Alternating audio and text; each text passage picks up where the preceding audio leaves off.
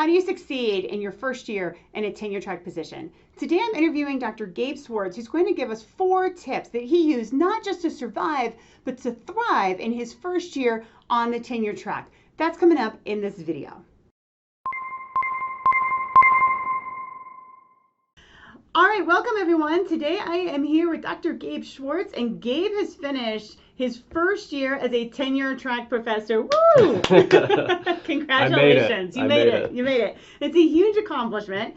And you're going to talk to us today. You've got 4 tips. After thinking about your first year, you got 4 tips that you would recommend to people that are getting ready to step into this role. Right. So let's hear about it. Talk a little bit about your first year, what that was like, how you made your transition, and what you recommend people do to be successful. Sure. Well, I was coming out of a grad student program like a lot of you will be or have already. And I learned a lot from my advisors, which I think is true for all of us. And a few things they harped on, and you didn't really realize that they were important until, or that they're important, but they're not, so important until you start getting into the job and you realize this is a major part of what we do. So one of the first things that I realized this year was self-reliance. You're kind of an island as a new professor in a tenure track position, it's you're alone a lot, you're working a lot, you're not necessarily lonely, but you are working a lot on your own, especially the first year. So self-reliance is key, I think. You have to be organized, and you have to be motivated, and set aside time to do the stuff that you have to do for your job as part of your job description. Yeah. So scholarship is big, teaching is big, and so you have to go in and the first year really focus on setting aside time to get in and really do a lot of work in both of those areas. So you have to find scholarship opportunities. You have to know where you're going to be publishing and thinking about where you're going to be publishing. You have to know what your program is like that you're stepping into, and you have to find opportunities to talk about the program with your colleagues, other people that are teaching there, and how you're going to fit into the program and what you're doing in the department. Yeah. So all that stuff I thought was, there are things that you kind of have to find out for yourself and talk to people a lot and then make your decisions. So that leads to tip number 2, kind of, which is flexibility. Yeah. A lot of jobs, or a lot of flexibility in this job at the tenure track, meaning you can kind of be wherever you want for most of the time, and kind of... Which is a danger. Which is why I'm bringing it up. And you can kind of delineate or divvy out like your time how you want.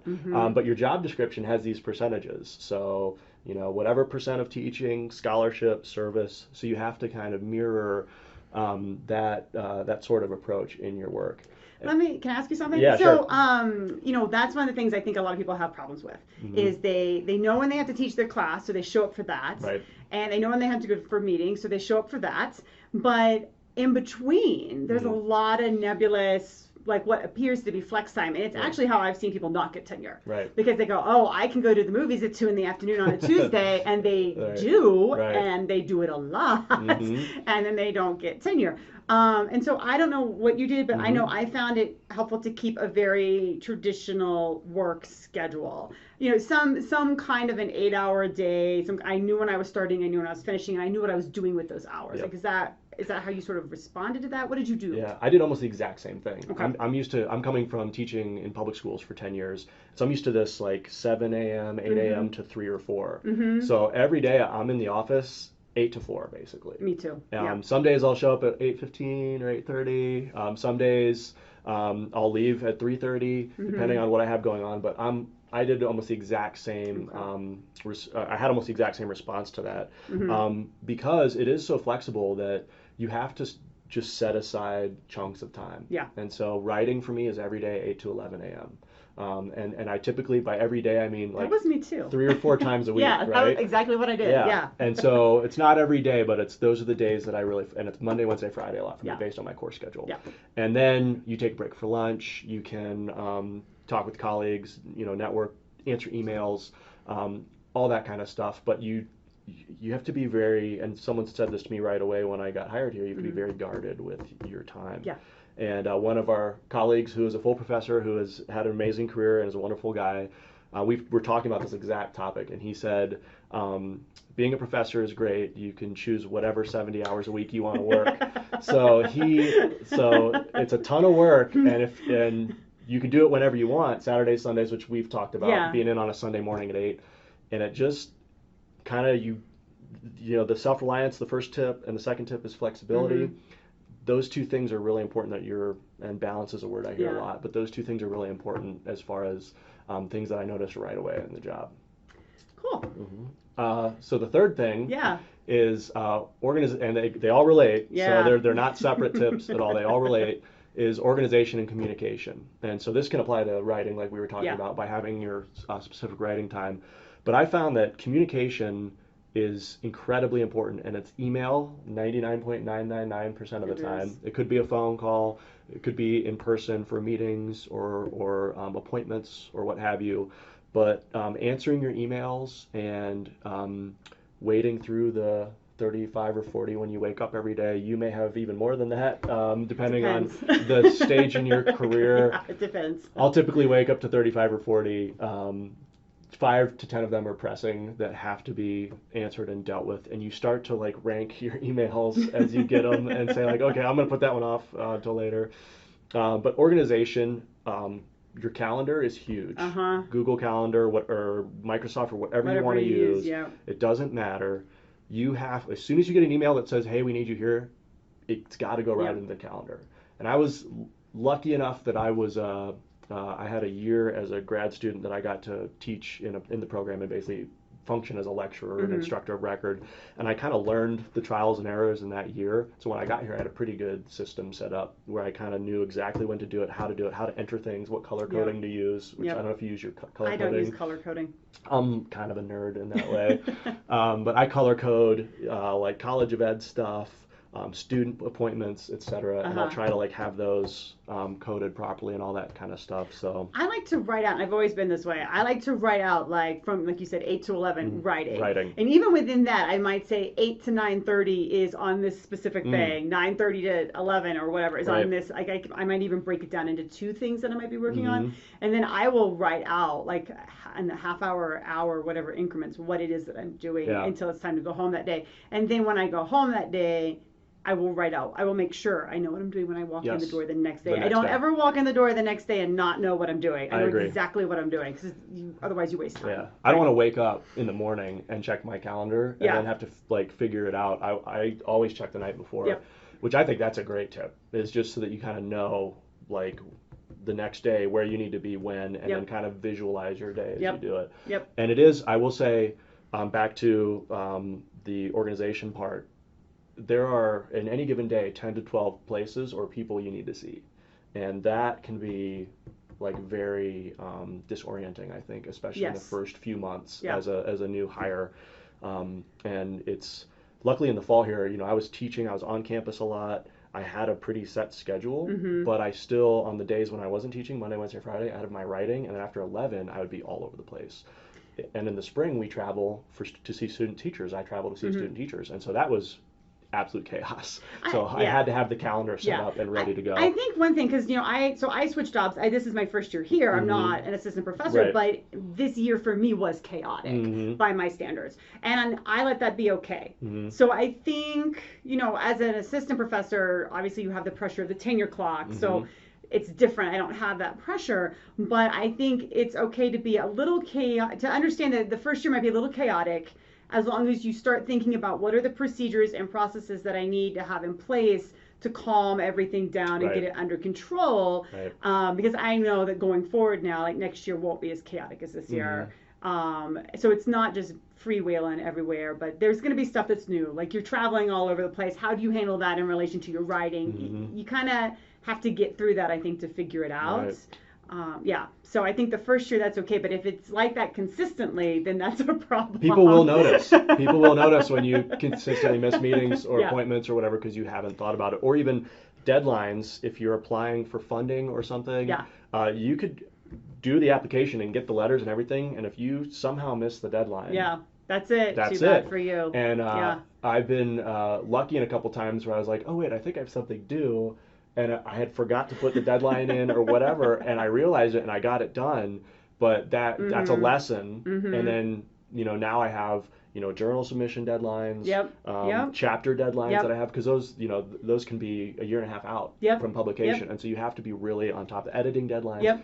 So all that stuff gets entered in. And then you have to work backwards to figure out how are you going to structure your schedule to get it done. And that's a great point too.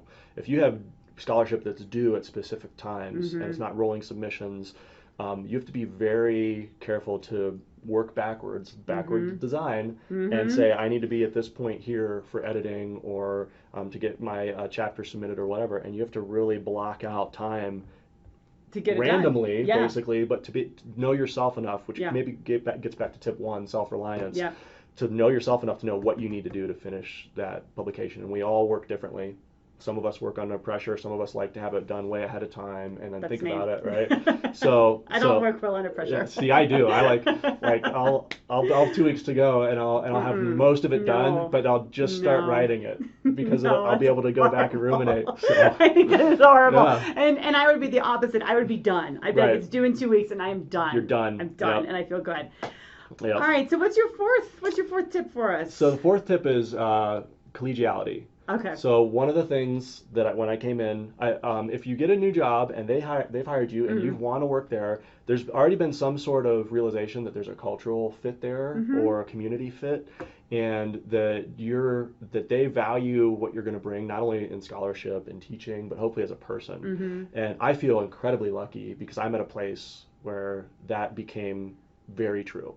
And everyone said, yes, I think this is going to work. This is really cool. And everything fell into place, and I feel very welcomed, and I'm in a very good position where I am now with who I'm working with, and who the administrators are, all that stuff. It's very good. So one of the things about collegiality is I have a little rule that just basically say yes to any social interaction. So not necessarily scholarly interaction or committees or anything like that. No committees is not what we're talking about. Yeah, no committees. And I, again... Don't run around saying yes to all the committees. Exactly. And cultural fit here, you say that to me, right? Yeah. Because you are at the stage in your career where you could say like, oh, here's an assistant, let's, in a way, protect them. Yeah. And let's make sure that they are valuing and doing the stuff that we need them to do to be successful. Yes. And committees aren't really the answer the first year. No, not unless you're on one. Like I got put on 1 or 2 my first year that were easy ones. They were easy ones, and it was like, just go make a contribution, get out and meet some new people. And I had a mentor, and so whenever anybody would ask me, would you like to be on X committee? I would say, oh, let me think about that. Yeah. That was code for, let me go run this past my mentor because I don't know what is involved with this committee. Right. And there were times when my mentor would say, no, you don't want to work with those people. That is not a very, cohesive group. There's going to be a lot of fighting. That has nothing to do with you. Don't go to that group.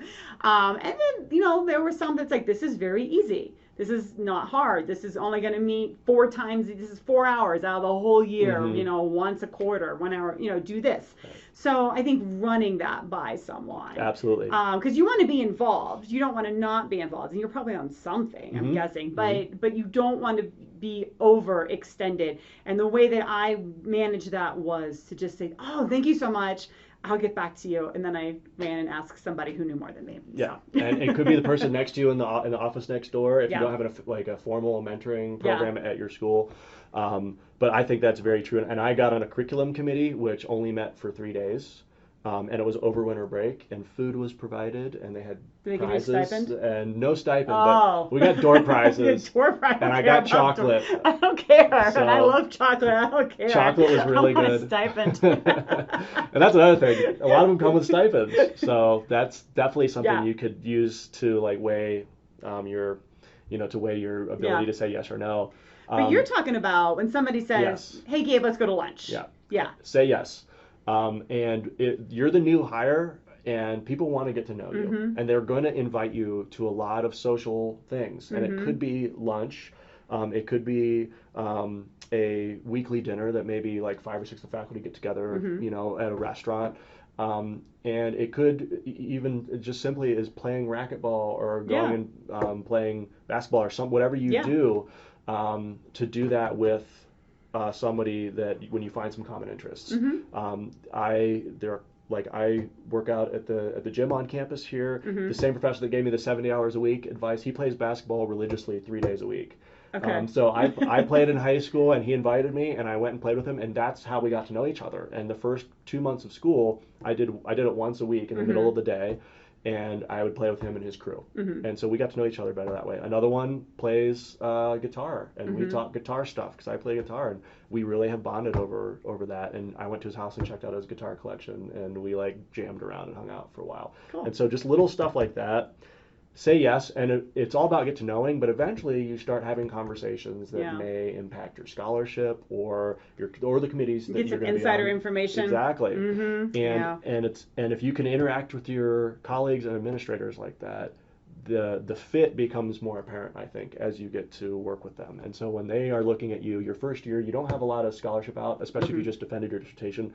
I just defended mine last July, so it's not even a year yet. Right. And so I'm getting stuff out from that, but they're going to call you up for your first year review, and a lot of it's going to be based on your teaching and your fit in a way. Yeah. And so those are the two things I think in your first year that I've realized are really important. And so my fourth tip is collegiality, and that's the one that it will help you feel a little more settled and a little bit more at home. All right. Well, great. So you have 4 tips: self-reliance, flexibility, organization and communication, collegiality, and networking. Yep. So those are 4 tips to get you started in your first year on the tenure track, courtesy of Dr. Gabe Swarts. If you are new here, I hope you enjoyed this video. Please consider subscribing and head down to the comments section and share with us what things did you learn or what things do you remember about your first year on the tenure track. What questions do you have? Leave that information down there. Gabe and I would love to hear about it, talk to you more about it, and help you on your academic journey. All right, thanks, Gabe. You're welcome. Glad to be here. All right. I almost said glad to have you.